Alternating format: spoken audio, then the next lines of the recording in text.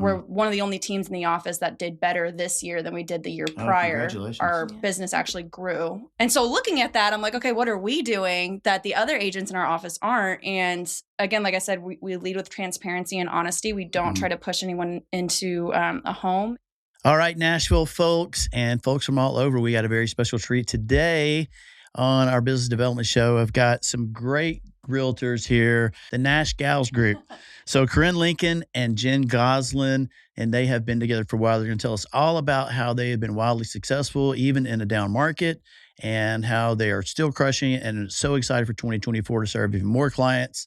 And so we are here today with them, the Nash Gals Group. How you doing, Corinne? Good. How are you, Jen? Good to see you guys. So tell us how you got started. You guys are a team, right? The Nash Gals Group. You're out there on social media. You've got a great following. And so tell us how you got started together. Go ahead. Take it away. We are two best friends that decided to kind of join together, get our real estate license. I was a former teacher. Jen was in the sports industry, and both of our families are in real estate. My mom was a loan officer for my entire life, and she's recently retired. And then your parents were investing in properties since you were born. Yeah. So we were always kind of had that affinity for real estate. And when we both decided to get our license at the same time, we decided to join together as a partnership and kind of empower each other to be the best real estate agents that we can be, and founded the Nash Gals Group. Wow. So how long has that been?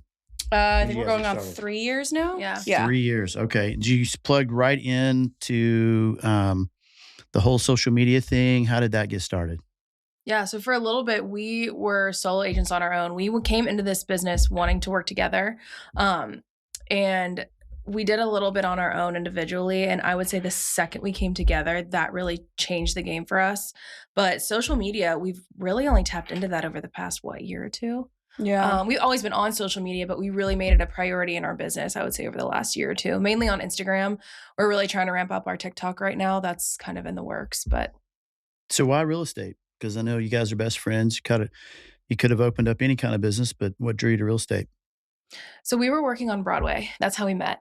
And when we got our license, it was around COVID. And it was one of those things where we were just like, okay, let's try this. Let's, see what's next. Let's get our license and see how this goes.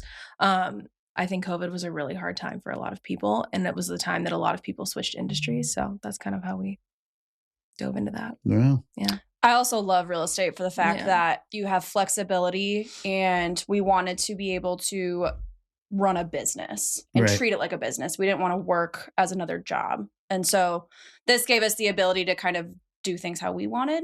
But also we wanted something fun. We wanted to just kind of make it our own. And I didn't want to be just like another realtor that was just like churning and burning through sales and not making anything personal. Right. And so we were like, okay, how do we make this fun, appeal to the people that we want to work with? I want to go to happy hours with my clients. I want to, we've almost had sleepovers with clients, but it's just our generation is just and our friends and family are all just very just kooky and fun. And so we're like, okay, how do we find people to work that want to work with us, that want that experience? And so Right. to lean back into social media, that's how we kind of try to portray ourselves. So what do you guys do? I mean, it's like differently to get clients. How do you run your business as a business? Talk about that. Because I know sometimes it can be transactional, but yeah, how do you run it as a business? We actually just did a presentation on this, but we have really crafted a client experience that makes people feel loved on well after closing day. And not only making sure that they're loved on, but how do we gain new clients with this? And it's by portraying it on social media, telling them to tell their friends, post it on their stories. So that way we can kind of capture a new client base that's looking for a different kind of experience that maybe their parents had in real estate. So we do things like home anniversary candles. We give out tickets randomly throughout the year. We give life event gifts. So like we just had clients that got engaged over the weekend. And so we sent them a little ring holder. Cool. If someone has a baby, we'll send them an Uber Eats gift card. Just kind of staying in touch with them. So we want to be their realtors for life. And so that's been our biggest way to kind of keep our business stable through the market shift, is making sure that we're not just your realtor. Like we want to be a part of your family as it grows within the home and eventually into a new home. Right. So. Right. What about you, Jen? What would you say? Well, just to piggyback off that, we become a part of their lives. We tell them you're stuck with us. So Yeah. I feel like there's some bad apples in the real estate industry that ruin it for a lot of others. And a lot of people go into it thinking it's so transactional and thinking it's this very stuffy process. And we like to tell people that, we have your best interest in mind. This is going to be a fun process. We're going to make this good for you. Even after closing day, we're going to provide you with those resources. And we want you to feel like we care. We don't want somebody to just think, oh, we just want to get them into a house. That's the last thing that we want. We want them to feel that we care about them and we're not pushing them into something. And I think it's about making them feel good. Right. And that's the most important. So big changes this year. So how did you guys navigate that? So you got in 3 years ago, and then it's going great. And then all of a sudden rates go from, 3% 2 to to 7. 7%. Yeah. Yeah. So what did that look like for you guys? What did you do to adapt? Because maybe right now, talk to maybe some agents out there who may be struggling, that didn't know how to shift or adapt. So talk about that. What'd you guys do? I think education is the huge piece. Somebody's always going to say, a realtor's always going to say, oh, now's a great time to buy. But you have to really educate your clients on why. Why is right now a good time to buy for you? Because right now might not be a good time to buy for you. Right. I'm telling people, like people that are selling are only selling because they have to. I'm not going to go to somebody, knock on their door and say, hey, it's a great time to sell, because it's not. It's really not. So I think it's all about being transparent about when is the right time to buy and sell for your specific scenario, because it's going to look a lot differently now than it is in the spring, where it's probably going to be a lot more competitive. So it's just, you have to tailor it to what is good for that specific client's needs. Right. We've also led our business with transparency and honesty. And that's done really well for us. For instance, we have a client now that they just had a baby, and it wasn't really personally the right time for them to buy because they didn't even know if they were going to stay in Nashville. And so we kind of just said, why don't you guys figure out where you want to be in 2 to 5 years? Because I can't personally tell you I can resell this home in a year and a half for a profit. Because we even had a recent seller who almost lost or had to bring money to the table to close. And so I don't want to ever push anyone just to get a commission off of it purely because I personally think it's a good time. I want you guys to kind of figure out where you're going to see your life. And if buying or selling is in that mix, let's just go for it. And we'll run some numbers and see if it works. But if it doesn't work, then let's wait. Right. So I think while the market shifts, it's an extremely scary time right now. And so transparency and honesty is going to really win over. Yeah. How have you seen that play out because it sounds like you guys do I talk a lot about mental health on the shows that I do.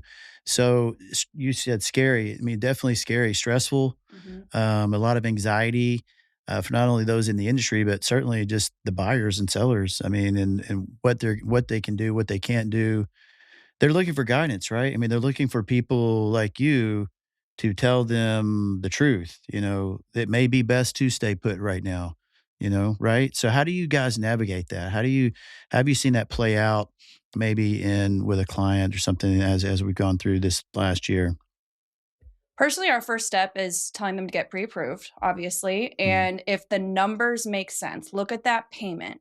If that's much higher than your rent and you're already strapped, let's not even think about this. Because as much as you want that backyard for your dog, let's figure out our financial position first before we just jump into a house that we realistically cannot afford. I think with the economy right now, these are extremely large purchases. And even if we're going into a market with price drops and incentives, if you can't afford that payment and that's scary to you just going in, let's take a step back, or let's lower our threshold for what we need in a home. So if we're looking at a 3-bedroom, are we okay with a 2-bedroom? Are you personally going to be happy and thriving in that 2-bedroom? If that's a yes, then now let's start kind of picking away at the things that are going to make this an exciting purchase and not scary. Right. It's a lot of questions asking, right? So finding out, probing what's actually going to make them happy, or you almost have to get them to see themselves in the future, right? In the next few years, what they're talking about, what they're thinking about, right? This was my very first client. She was my best friend, and she was like, I want to live in East Nashville. And I was like, cool, let's do it. Needed a 3-bed, 2-bath, and it was in COVID. So everything was flying off the shelves. Appreciation was just through the roof. And finally, she settles on 3-bed, 1.5 bath in her price point. We jump on it and everything's going super quick. We close on the home. And like 1 week later, she's like, where's my storage space? She's like, I have literally nowhere to put anything because East Nashville has no closets. There's not a drop of closets in Right. East Nashville. And she barely has an attic. I was like, okay, we're going to get a shed. And we're going to work on, maximizing the storage so I can get you happy in this home for the next like 3 years. But that was a learning experience for me because every time we go into a home now, I'm like, how much storage do we have? Because that's going to be your first thing that's going to make you extremely unhappy and want to move out of the home quicker than moving into it. We need you to grow into the home. And so, yeah, navigating, what your life is going to look like in the coming years is extremely important. And we have to be the one to be like, let's pump the brakes. Right. Right. Is this location where you want to see yourself, 5 years down the line, Right. 2 years down the line? You talk about stress and anxiety. And I think one really, really important thing to bring up is social media and just the media in general.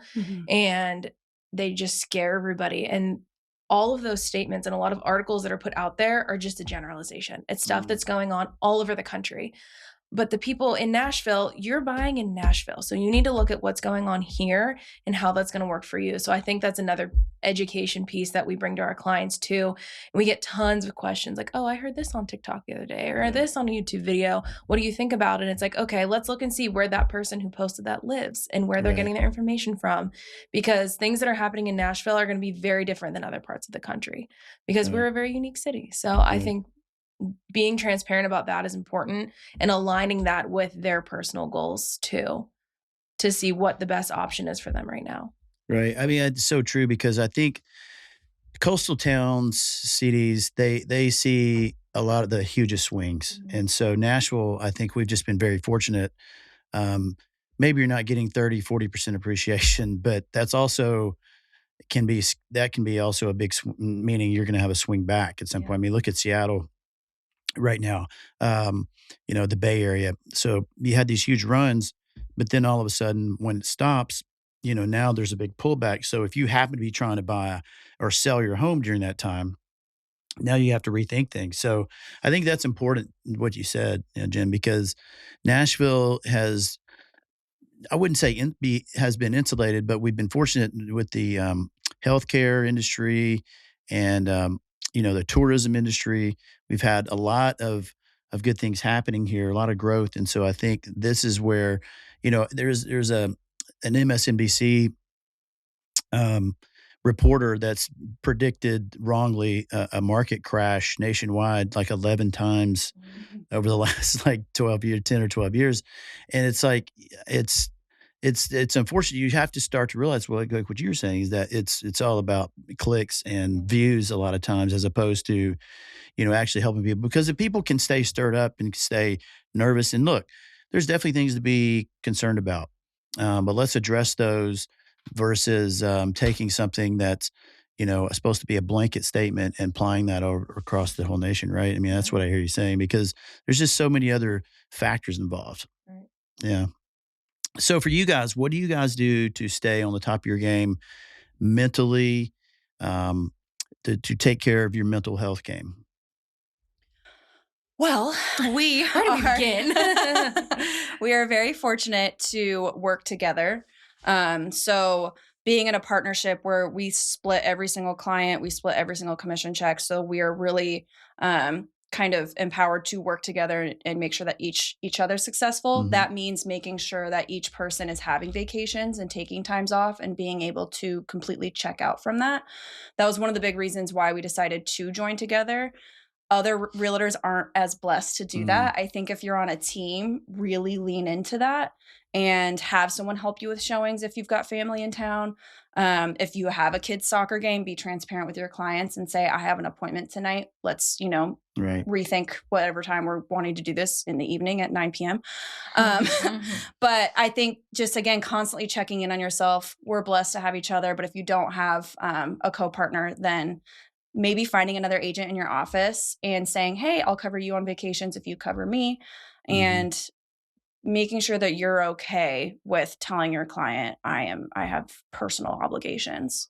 We've been really good at that now. In the first year, we were not. We were horrible. We were horrible. It sounds like it helps you create boundaries, healthy Yes. I was boundaries just going to say, between work and non-work. yeah, you need to set that boundary with your clients. I mean, we answer it pretty much any time of the day, but I think from the get-go, it's really important to say, okay, I will answer my phone from, whatever time that you set, and do not stray from that, because the second you compromise on your boundaries, you're going to let yourself get taken advantage of. Not that people did that on purpose, but you're going to be stressed. You're not going to be able to think clearly because you have not set those boundaries. So I think it's really important to set those boundaries from the get-go and stick to them. And like she said, it's been really nice to be able to kind of advertise to our clients, hey, we do have open availability because there's 2 of us. Mm-hmm. Yeah. So it works really well. And it's another challenge too, is our clients, most people work a 9 to 5, but some of our clients, don't work a 9 to 5, and they can see stuff during the day, which is great for us. But a lot of our other clients do work a 9 to 5. So then we are then kind of forced to work evenings. So it's really nice to piggyback off of each other and kind of alternate our weekends and evenings. That way we both still have time for ourselves. Right. Mm-hmm. I mean, markets, they have ups and downs. And this has been kind of more of a down season. How do you guys maintain, some sort of, peace of mind, resiliency during times like this? It's so strange because I was just at our team meeting, and I totally understand interest rates are going up and the market's going to take a shift, but I never really felt scared. I had a lot of faith in our clients and how we treat them, and referrals just kept coming in, and relocations kept coming in and reaching out to us. We didn't really do any lead sourcing. And as the interest rates were going up and leads kept coming in just from clients saying that we were great to them and they want us to, help their mom move here or their aunt, I was kind of like, okay, I think we're going to be okay, because we have our past year of clients. We're one of the only teams in the office that did better this year than we did the year prior. Congratulations. Our business actually grew. And so that's amazing. So congratulations. Yeah. And so looking at that, I'm like, okay, what are we doing that the other agents in our office aren't? And again, like I said, we lead with transparency and honesty. We don't try to push anyone into a home, and just love on our people during this extremely stressful time. We just had clients, unfortunately, lose a job, and they just purchased their home. And so reaching out to our network and seeing, what does he specialize in? How can we further help him to hopefully re-enter the workforce and re-enter interviewing and career searching again. And so we try to be a good, helpful resource in any avenue of your life, not just house hunting. Amazing. So like 2024, what are you excited about? Or this first quarter, what do you see happening as we move into 2024? In what respect? Well, on the business side, what do you think about for real estate locally here?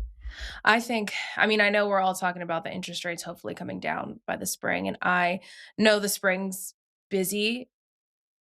That's just kind of how it is every single year, but I'm interested to see the influx of buyers we get, because already at the end of the year, we've had people kind of trickling in, people that we haven't really spoken to or haven't really been interested recently. They've kind of come back at the end of the year saying, hey, I'm ready for 2024. So I'm really excited for that. I'm really excited for a lot of buyers that were discouraged in the past, kind of see how the market was when the interest rates were higher and how I've adapted to that and how we can get them into something in 2024. Right. Yeah. Amazing. So, gosh, this has been awesome. I'm so thankful for you guys. So tell everybody where they can contact you. How would they, if somebody wants to work with you, they're out there, they're thinking about buying or selling, how would they reach out to you? What's the best way? We are at the Nash Gals Group on Instagram, on TikTok. And then our website is just thenashgalsgroup.com. So you can reach out to us on any of those platforms. Right. Yeah. The website also has our phone number. Yeah. Feel free to give us a ring. We would love to talk, love to chat, talk about the market. The Nash Gals Group, guys, give them a shout. Reach out to them. As you can see, anytime somebody grows from 1 year over the next, and everyone else was down, and 40% of all agents got out of the market. That's a huge thing, especially when you guys got into the market right when it was kind of like going gangbusters. And so it's really saying a lot. So congratulations and much continued success to you guys. Thanks for coming on. Okay. Thanks for having us. Thanks for having us. Appreciate it. Thanks, guys. And we'll see you next time. Talk to you soon.